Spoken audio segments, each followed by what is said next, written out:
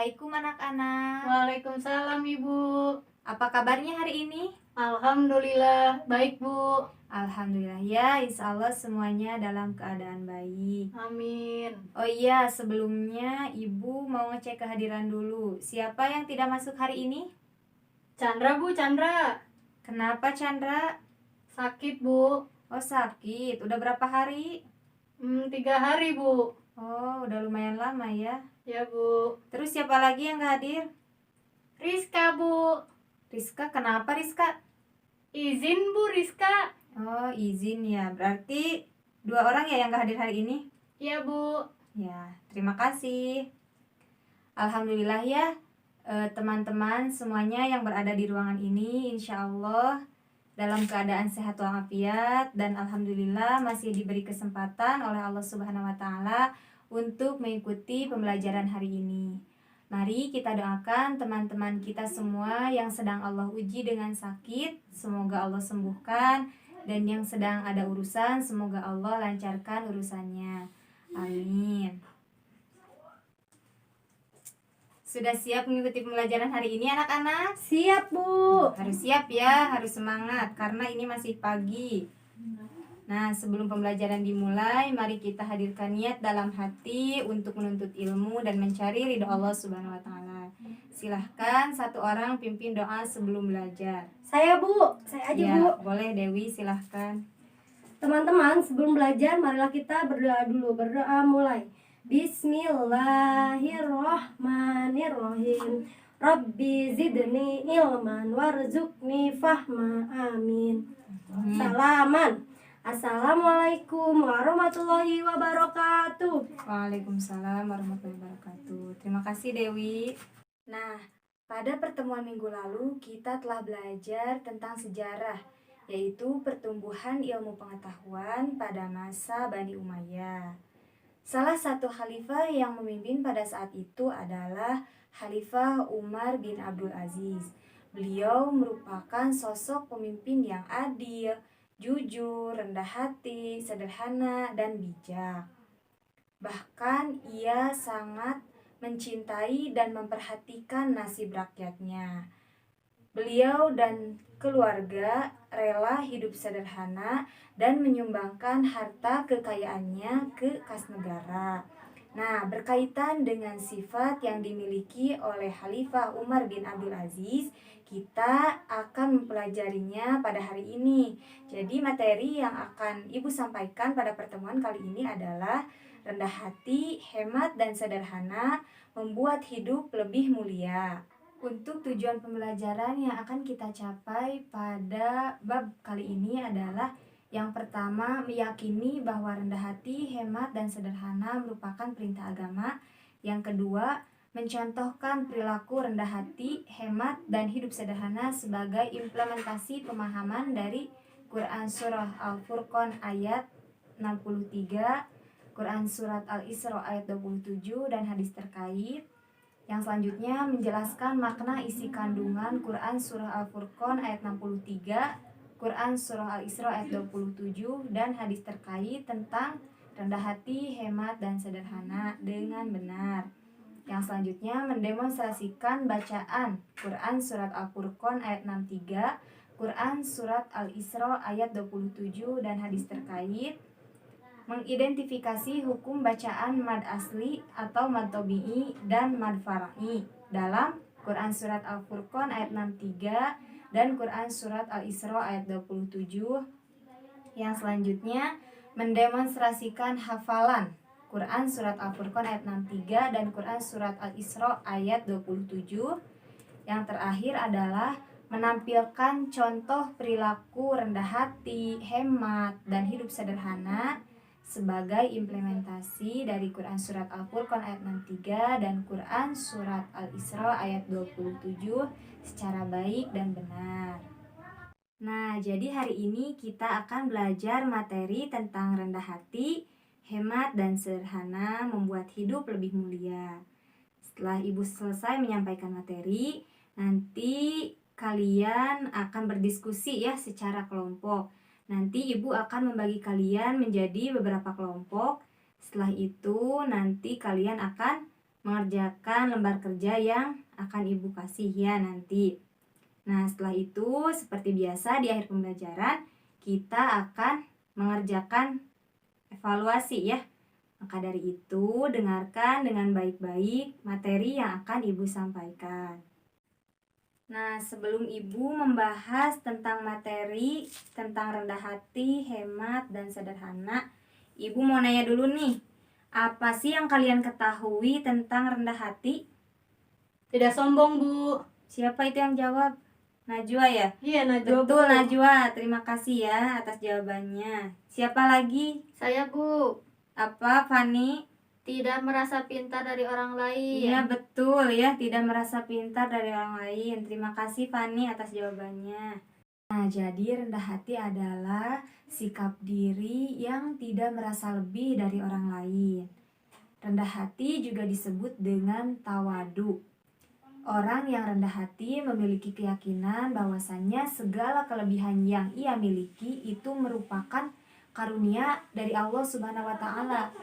Dengan demikian, kelebihan tersebut bukanlah satu hal yang harus dibangga-banggakan, melainkan sebuah nikmat yang memang benar harus disyukuri. Nah, Allah Subhanahu wa taala memerintahkan kepada kita untuk memiliki sifat rendah hati yang tertuang dalam Al-Qur'an surah Al-Furqan ayat 63. Nah, di sini Ibu mau minta tolong Dewi. Ya, Dewi silahkan baca Quran surat Al-Furqan ayat 63. Bisa? Iya, silahkan.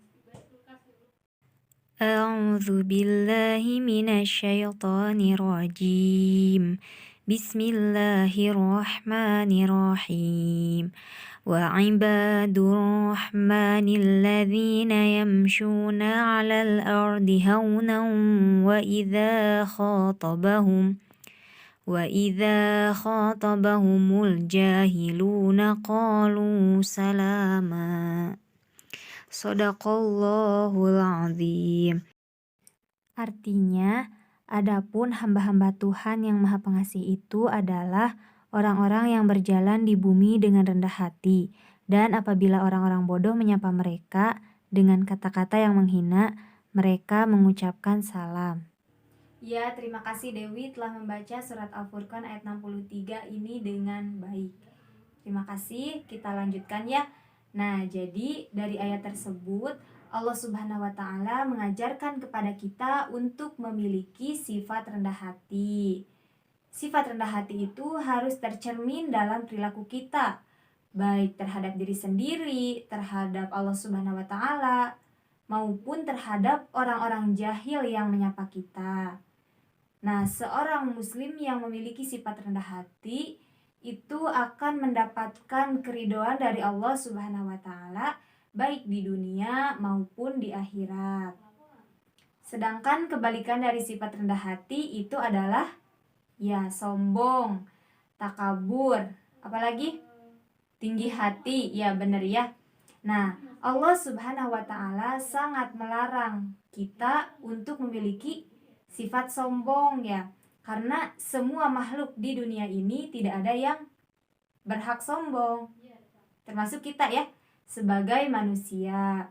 Nah, mungkin kalian pernah ingat suatu cerita yang dimana pada waktu itu Allah Subhanahu wa taala sangat murka dengan kesombongannya setan.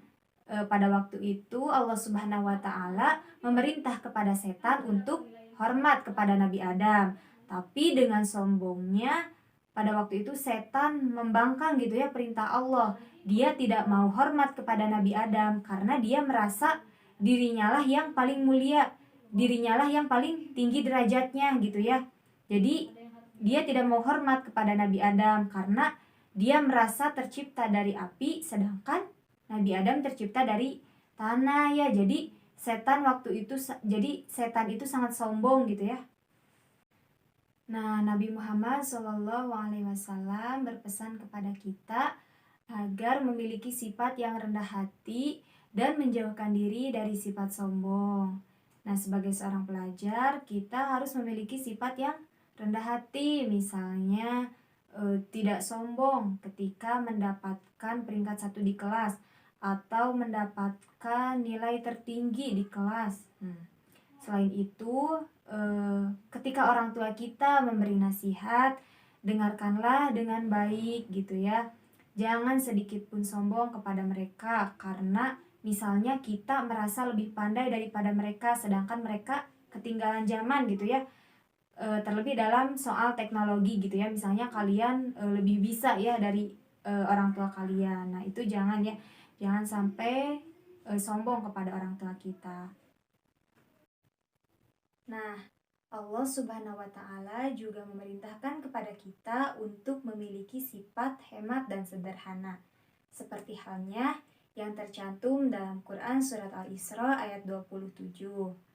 Ibu coba bacakan ayatnya. A'udzubillahi minasyaitonirrajim. Bismillahirrahmanirrahim. Innal mubadzirina kanu ikhwanasyayatin wa kana syaitanu lirabbihi kafuro. Yang artinya, sesungguhnya orang-orang pemboros itu adalah saudaranya setan, sedangkan setan itu ingkar kepada Tuhan. Jadi ayat ini diturunkan oleh Allah Subhanahu wa Ta'ala dalam rangka menjelaskan gaya hidup kaum jahiliyah yang salah. Siapa sih kaum jahiliyah itu? Ada yang tahu? Halo Najwa, main HP terus. Oh iya Bu, Siapa kaum jahiliyah itu? kaum zaman Nabi dah yang bodoh, cenah zaman kebodohan. Betul ya. Kaum jahiliyah itu adalah mereka bangsa Arab sebelum mendapatkan pencerahan cahaya Islam. Mereka sangat senang sekali berpoya-poya, seperti halnya berjudi, mabuk-mabukan, dan perbuatan tercela lainnya. Bahkan mereka menganggap bahwasannya derajat dan kehormatan seseorang itu diukur dari kemampuan seseorang menghambur-hamburkan hartanya untuk berpoya-poya atau pesta. Dalam ayat ini Allah Subhanahu wa Ta'ala menegaskan bahwasannya berpoya-poya itu merupakan suatu pemborosan dan merupakan bagian dari perbuatan siapa? Perbuatan Setan. setan ya, betul, perbuatan setan. Jadi sudah sangat jelas Allah Subhanahu wa Ta'ala melarang perilaku boros. Jadi intinya anak-anak, kita itu tidak boleh boros. Meskipun kita mempunyai uang yang berlebih, tapi gunakanlah seperlunya. Bukan tidak boleh belanja, boleh, tapi sesuai dengan kebutuhan, bukan sesuai dengan keinginan. Karena ketika kita mengikuti keinginan, itu tidak akan ada habisnya ya. Jadi setelah beli ini, pengen beli ini. Setelah beli itu, pengen beli yang lainnya lagi. Seperti itu. Allah Subhanahu wa Ta'ala mengajarkan kepada kita untuk hidup hemat, sederhana, dan peduli terhadap orang lain dengan cara sedekah misalnya. Nah, dengan cara seperti itu, insya Allah harta yang kita miliki itu akan lebih bermakna, baik bagi diri kita sendiri maupun bagi orang-orang yang di sekitar kita. Begitu anak-anak. Nah, kita dapat menerapkan pola hidup hemat dimulai dari hal-hal yang mudah dan sederhana ya. Misalnya di dalam rumah. Coba ibu tanya, kira-kira contohnya apa sih menghemat yang bisa dilakukan di rumah? Iya, betul. Kata Raiza, contohnya adalah mematikan listrik jika tidak dipakai. Ya, betul ya, itu merupakan menghemat energi ya. Jadi ketika kita sedang di rumah dan misalnya di siang hari, itu listriknya dimatikan saja ya. Kan kalau siang mah ada cahaya matahari, seperti itu. Bagus ya Raiza, terima kasih. Boleh ada lagi contohnya? Iya, betul. Nah, kata Depan katanya mencuci baju menggunakan air yang secukupnya saja. Betul ya, itu termasuk menghemat air ya. Terus kita juga berwudu secukupnya, mandi secukupnya, jangan mentang-mentang banyak air jadi kita boros ya dalam penggunaannya. Nah, energi dan air tampak seperti hal sepele gitu ya, tapi memiliki dampak yang sangat luar biasa gitu ya, tidak terbayang jika negeri kita ini krisis energi dan air gitu ya. Mungkin kehidupan di dunia ini pun akan terganggu seperti itu. Teladan Rasulullah Shallallahu Alaihi Wasallam dalam mencintai lingkungan dan berhemat itu sangat luar biasa sekali ya anak-anak. Jika kita meneladaninya, insya Allah lingkungan kita akan lestari dan betul dan terjaga. Dengan demikian, seluruh makhluk yang hidup di muka bumi ini akan merasa nyaman karena ramah ya dengan lingkungannya. Nah, kira-kira contoh apa lagi sih yang bisa dilakukan untuk melatih pola hidup hemat? Iya, betul. Kata Devan contohnya adalah menabung. Sangat betul ya. Kenapa? Karena dengan menabung kita akan mempunyai tata kelola yang baik untuk mengelola keuangan gitu ya. Terus selain itu menabung juga dapat memenuhi kebutuhan-kebutuhan di masa yang akan datang. Selain itu dampak positif lain dari berhemat adalah jika suatu hari nanti kalian misalnya harus mengeluarkan uang yang lumayan besar dan mendadak. Nah, itu kira-kira apa yang kalian lakukan? Nah, kalau punya tabungan, kita tinggal menggunakannya saja ya. Beda halnya ketika kita tidak mempunyai tabungan, mungkin kita akan berhutang ke sana kemari gitu ya. Dan berhutang itu sungguh akan membuat pikiran tidak tenang dan gelisah gitu ya. Karena harus mengembalikan uang tersebut kan, namanya juga hutang gitu, harus dikembalikan. Nah, ketika kita menabung, insya Allah jika ada kebutuhan-kebutuhan yang mendadak, itu setidaknya bisa ditangani dengan uang yang ada. Nah, jika kita sudah mengetahui pentingnya berhemat, apa sih yang harus kita lakukan? Iya, betul ya, melakukannya. Jadi kita harus berhemat ya, dimulai dari sekarang ya. Jadi perilaku tersebut harus diterapkan dalam kehidupan sehari-hari. Nah, di samping memberi contoh sifat hemat, Rasulullah Shallallahu Alaihi Wasallam juga memberi contoh hidup dalam kesederhanaan ya. Rasulullah itu bukan orang miskin, bukan, tapi beliau gaya hidupnya sederhana. Nah, kita juga harus hidup sederhana.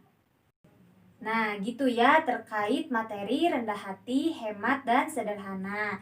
Sampai sini paham? Alhamdulillah ya kalau paham. Kira-kira ada yang mau ditanyakan tidak? Silahkan jika yang ingin bertanya, acungkan tangannya boleh. Ya sudah, jika tidak ada yang ingin bertanya, Ibu lanjutkan saja ya ke agenda yang berikutnya. Nah, sesuai dengan apa yang Ibu katakan di awal, kita akan berdiskusi secara berkelompok. Kita bagi dulu kelompoknya menjadi 4 kelompok ya. Yang pertama kelompoknya Raiza sesuai dengan tempat duduk saja ya. Kelompok 1 Raiza, kelompok 2-nya Devan, kelompok 3 Fani, kelompok 4-nya Abil ya. Silahkan kalian berkumpul dulu bersama anggota kelompoknya masing-masing. Nah, jadi tugasnya adalah di sini ada lembar kerja. Di lembar kerja ini ada 4 gambar yang berkaitan dengan materi yang telah Ibu sampaikan, yaitu rendah hati, hemat, dan sederhana. Nah, silahkan tugas kalian adalah mengomentari gambar tersebut. Tentunya berdiskusi ya dengan kelompoknya masing-masing. Silahkan sudah berkumpul. Nah, Ibu akan membagikan lembar kerjanya ya. Kenapa? Ibu kasih waktu 10 menit cukup? Cukup ya 10 menit buat mengerjakan ini, kan berdiskusi ya, berkelompok. Jadi Ibu rasa 10 menit adalah waktu yang cukup. Paham? Ya, bagus ya. Ya, jika sudah paham silahkan kerjakan, dimulai dari sekarang ya. Selamat mengerjakan.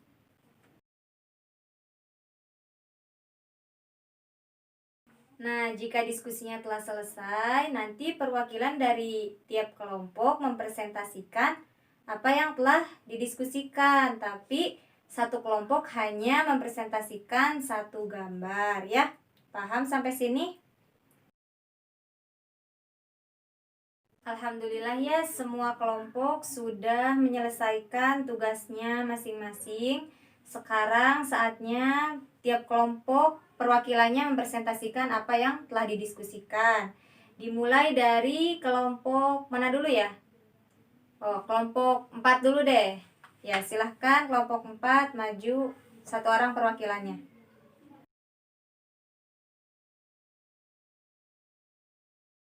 Terima kasih kepada kelompok 4 yang sudah menampilkan presentasinya. Kepada teman-teman kelompok lain, jika ada yang ingin menanggapi, Ibu persilahkan. Ya, kelompok 1 gimana? Ya, betul ya. Terima kasih kepada kelompok 1 yang telah memberikan tanggapannya kepada kelompok 4. Nah, alhamdulillahirobbilalamin, semua kelompok sudah mempresentasikan apa yang telah didiskusikannya dengan baik. Alhamdulillah. Sekarang Ibu mau satu orang untuk menyimpulkan pembelajaran hari ini. Coba siapa yang mau? Ya, boleh. Silahkan Raisa untuk menyimpulkan pembelajaran hari ini. Yang lain didengarkan dengan baik-baik ya. Nah, sekarang kita akan melaksanakan evaluasi ya. Tidak banyak kok, hanya 3 soal saja. Jika tadi kalian menyimak pembicaraan Ibu, pasti kalian bisa ya menjawab soalnya. Silahkan minta tolong bagikan soalnya.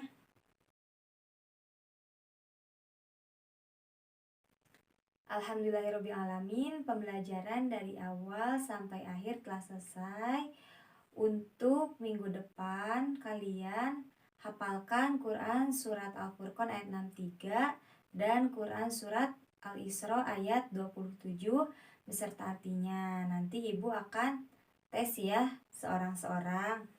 Nah, selain itu minggu depan kita nanti akan belajar materi masih bab ini, yaitu tajwid ya, tentang mad thabi'i dan mad far'i. Silahkan materinya dibaca-baca dulu di rumah ya. Semoga materi yang Ibu sampaikan tadi tidak hanya menjadi pengetahuan, tapi juga dipraktekkan ya dalam kehidupan sehari-hari. Besar harapan Ibu agar kalian menjadi pribadi yang rendah hati, hemat, dan hidup sederhana. Untuk pertemuan kali ini, Ibu cukupkan sekian. Mohon maaf apabila ada kesalahan dan kekurangan. Terima kasih atas perhatiannya. Mari kita tutup dengan doa kifaratul majlis. Subhanakallahumma wa bihamdika asyhadu alla ilaha illa anta astaghfiruka wa atubu ilaik. Assalamualaikum warahmatullahi wabarakatuh.